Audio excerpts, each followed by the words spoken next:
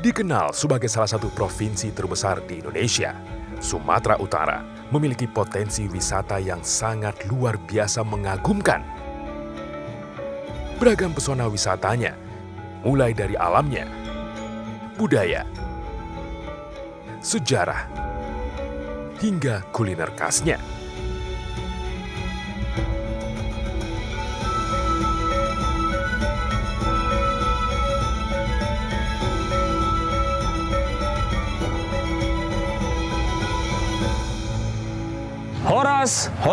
Horas. Saya Ramadan. Saya akan menceritakan tentang Danau Toba.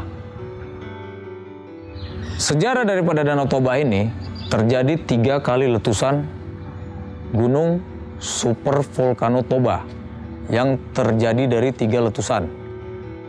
Sekitar 74.000 tahun yang lalu, terjadi letusan gunung berapi yang begitu dahsyat, yaitu Gunung Toba. Dampak dari letusan Gunung Toba tersebut menjadikan sebuah keajaiban alam yang luar biasa. Sehingga terbentuk secara alami danau terbesar di Indonesia dan Asia Tenggara. Danau tersebut adalah Danau Toba.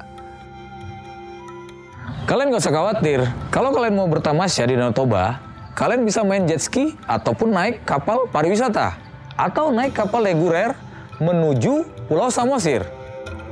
Dengan luas lebih dari 1.145 km persegi dan kedalaman 450 meter, Danau Toba terlihat lebih mirip sebagai lautan daripada danau. Di tengah danau vulkanik terbesar di Indonesia ini, juga terdapat sebuah pulau yang berukuran cukup besar, yaitu Pulau Samosir. Selain panorama danau yang memukau, akan disuguhkan pemandangan yang indah dengan deretan pegunungan dan pepohonan hijau yang menyegarkan mata. Danau Toba berada di 900 meter di atas permukaan laut. Danau Toba menjadi tempat yang sempurna untuk bersantai dengan udaranya yang sangat sejuk dan suasana yang amat tenang. Di Samosir itu, biar kalian tahu apa aja yang ada, itu ada namanya Desa Tomo. Desa Tomo itu kalau kalian mau tahu, itu ada tarian namanya tarian Sigale-Gale. Sigale-Gale itu adalah patung yang menyerupai anak raja yang dia meninggalnya masih muda sekali. Patung itu, dia arwahnya dulunya itu dipanggil dan dia akan menari sendiri kalau ada pesta yang lebih kurang daripada 7 hari 7 malam untuk acara pesta adat. Sekarang ini, kalian gak usah khawatir. Kalian bisa lihat dan menari bersama patung Sigale-Gale karena sekarang digerakkan oleh orang yang menarik tali dari patung Sigale-Gale tersebut.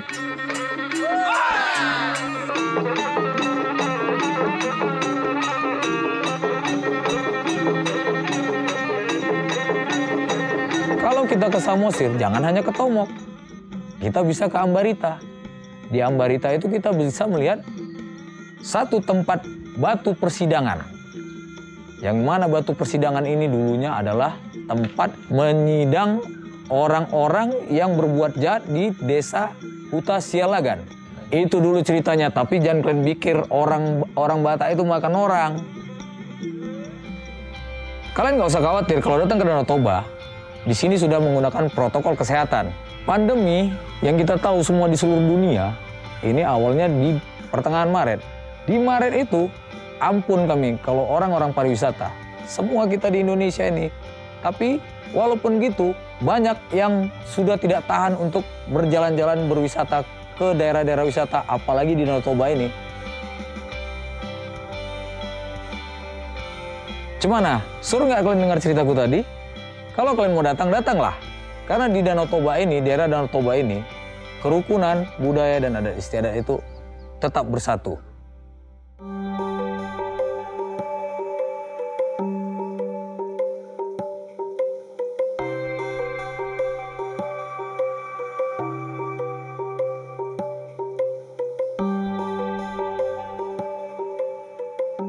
Mengunjungi makam Dr. Ingwer Ludwig Nommensen yang berada di Desa Sigumpar, Kecamatan Sigumpar, Kabupaten Toba. Di sini Sandiaga Uno meminta agar makam Nommensen ini dapat dirawat karena merupakan destinasi wisata religi. Hari ini puji dan syukur kehadirat Tuhan Yang Maha Esa bahwa kita bisa berkumpul di tempat yang sangat memiliki sejarah panjang, yaitu Dr. I.L. Nommensen dikebumikan di sini yang mengajarkan nilai cinta kasih. Kami sangat mendukung makam Dr. I.L. Nommensen ini sebagai salah satu objek wisata religi yang menambah nilai-nilai spiritual bagi para wisatawan.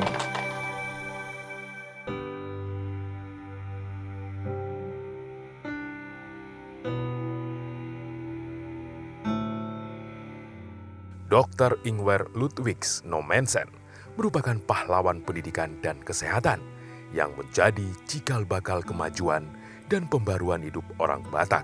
Ia juga dikenal sebagai tokoh misionaris Kristen yang memberikan perubahan bagi masyarakat Batak Toba di masa dulu. Nommensen ini kalau boleh dibilang ini adalah sebenarnya pahlawan Batak yang sesungguhnya. Dalam hal pendidikan, dalam hal kesehatan, karena pada dasarnya tempat ini karena daerah pegunungan, di daerah ini terpencil dahulu orang primitif, tapi Nommensen membawa kami kepada kemajuan. Jasa beliau membawa kemajuan dan mengangkat harkat dan martabat bagi kehidupan orang Batak patut dikenang. Oleh karena itu, harus dijaga dengan baik. Oleh karena itu, keberadaan makam ini sebagai salah satu objek wisata religi dapat menambah daya tarik wisatawan ke kawasan Danau Toba dan juga meningkatkan kualitas dari kunjungan mereka ke Danau Toba, sehingga akan menciptakan lapangan kerja baru serta mendukung pengembangan pariwisata dan ekonomi kreatif di kawasan Toba.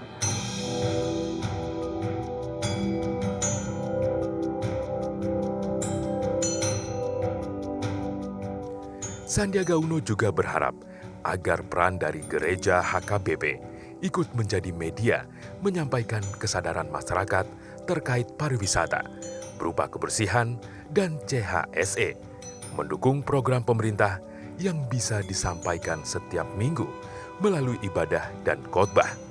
Mengingat gereja HKBP banyak tersebar di seluruh kawasan Danau Toba sampai ke pelosok desa. Hal ini sejalan dengan komitmen dari Eporus Robin Butar-Butar akan menginstruksikan pendeta di setiap gereja menyampaikan hal ini.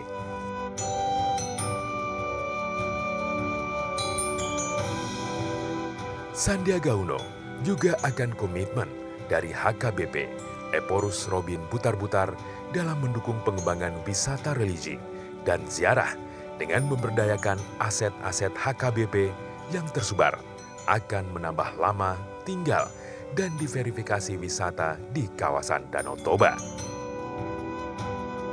Kami memiliki rencana aksi, tadi sudah disampaikan oleh Pak Dirut, karena memang dari mimbar itulah kita bisa mendorong pariwisata dan ekonomi kreatif untuk kesejahteraan rakyat.